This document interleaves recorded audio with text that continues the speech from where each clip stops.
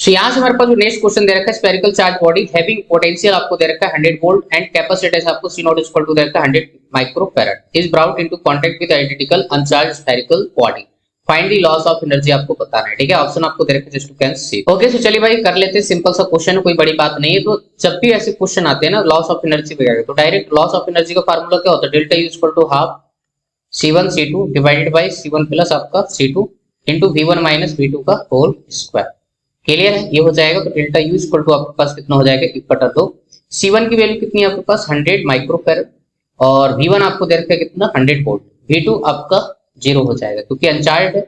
ठीक है, और C2 की वैल्यू वही होगी क्योंकि आइडेंटिकल स्फेयर बोला हुआ है, आइडेंटिकल स्फेयर। ठीक है, तो हमारे पास C1 C2, तो आपके पास C1 C2 ठीक है मल्टीप्लाई में होगा तो कितना बन जाएगा 10 to power 2 into 10 to power 2, तो बोले तो 10 टू पावर 4 और multiply 10 to power minus 6 multiply 10 to power minus 6, अलग अलग लिख रहा हूँ तो नीचे से भी आपको कुछ मिलने वाला है। तो C1 प्लस C2 बोले तो 200 हो जाएगा, मल्टीप्लाई 10 टू पावर माइनस का 6, तो ये गया। और यहाँ पे क्या हो जाएगा V1 माइनस 0। ठीक है, तो V1 की वैल्यू क्या हो जाएगा 100 का स्क्वायर, तो 10 टू पावर क्या बन जाएगा 4 बन जाएगा। अरे बात समझ आ रही है कि नहीं? ठीक है, तो ये चीज हमारे पास हो जाएगा। अब यहाँ पे इसको सॉल्व कर लीजिए थोड़ा आराम से। ठीक है, तो डेल्टा यू इक्वल टू कितना हो जाएगा, देखिए ध्यान से 10 टू पावर 4 10 टू पावर 4 तो कितना हो जाएगा 10 टू पावर 8 और यहाँ पे माइनस का 6। ठीक है, और साथ में यहाँ पे माइनस का 2 और ऊपर जाएगा और डिवाइड बाई कितना हो जाएगा 4 हो जाएगा।